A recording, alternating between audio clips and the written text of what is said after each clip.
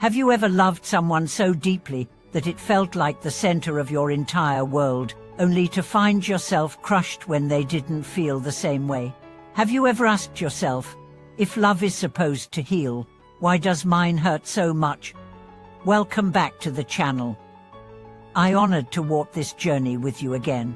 Today, we're exploring the emotional terrain that many avoid, but everyone eventually faces, the difference between loving and attaching, and why letting go might be the most profound expression of real love. We grow up hearing that true love never lets go, that to hold on is loyalty, that to sacrifice everything is noble. But what if that belief is exactly what's keeping you stuck in emotional pain? What if love's greatest lesson is not about staying, but about releasing? There's a saying from these: real love is not about possession, it is about appreciation. When you truly love someone, you don't bind them, you bless them. You don't cling, you support their flight, even if that flight takes them away from you. Let's start with the truth many people learn the hard way. The deeper the attachment, the more intense the suffering. Why? Because attachment says, you are mine. Love says, you are free. Attachment builds its house on fear, fear of loss, fear of abandonment, fear of inadequacy. Love builds its temple on trust, trust that what is meant for you cannot miss you, and what is not meant to stay should not be held on to. Let me tell you about Rena, a woman who fell deeply in love with a man during her spiritual awakening. He understood her like no one ever had. They meditated together, traveled together, cried together. But slowly, things began to shift. He withdrew, she chased. He went silent. She begged for clarity. Eventually, he told her, I love you, but I'm not in love with you anymore. Rena was devastated. She couldn't accept it.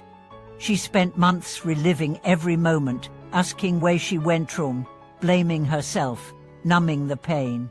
Until one day, while listening to a teaching on non-attachment, something inside her broke open. Not in despair, but in clarity. She realized that what she had been doing wasn't loving, it was grasping. Her fear had masked itself as loyalty. She began to pray not for him to return, but for him to be well. She started writing letters she would never send, thanking him for every lesson, every mirror, every trigger. She began seeing herself not as abandoned, but as liberated from the illusion that love must mean union. Over time, her peace returned. And from that peace came a new kind of love, calm, unconditional, internal. This is the truth no one tells you. Sometimes the most loving thing you can do is walk away, not in anger, not in pride, but in reverence for what was and respect for what is no longer. So many of us confuse drama for depth. We think pain proves the intensity of our love, but the universe doesn't test you through how much pain you can endure for someone. It tests you for how gracefully you can let them go. You see, emotional entanglement is not love. It's addiction to emotional highs and lows. And just like any addiction, it drains your spirit, clouds your vision, and disconnects you from your true self. Real love doesn't hijack your nervous system. It doesn't make you question your worth. It doesn't beg, chase, or demand. Real love is steady, grounded, patient, and clear. And sometimes it ends. Yes, even real love sometimes ends. But endings are not failures. They are transitions, doors through which we pass to meet the next version of ourselves. There's another story, a man named Elijah, who had been with his partner for 9 years. She was his first love, his best friend, his anchor, but over time, their values shifted. She grew more distant, more independent, less interested in their shared life. He tried everything: therapy, travel, rituals, please. But nothing changed. One morning, he looked at her while she slept and whispered, "I love you enough to set you free." He let her go, not because he stopped loving her, but because he finally realized that love isn't about making someone stay. It's about honoring their truth even if it means they walk away from you. Elijah grieved deeply, but he also grew, and a year later, he said, "Losing her was the beginning of finding me." This is the essence of what we must all learn. You don't lose love when someone leaves. You only lose the illusion of control. True love, the kind that transcends romance, is expansive. It includes boundaries.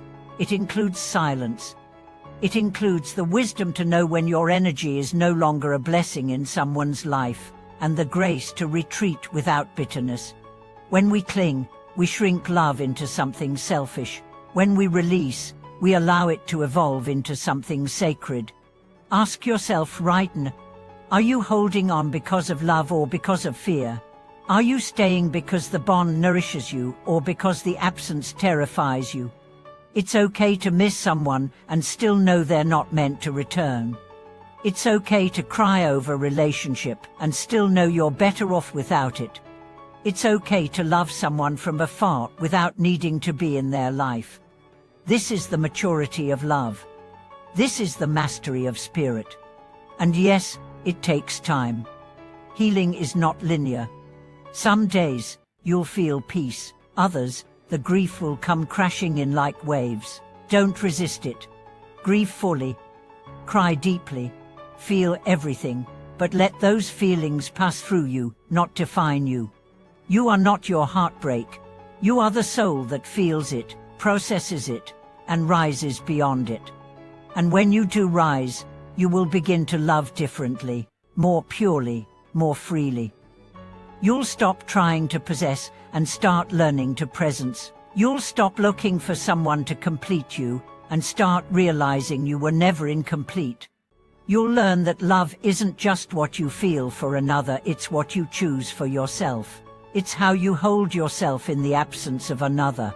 It's how you speak to yourself in the silence after their departure.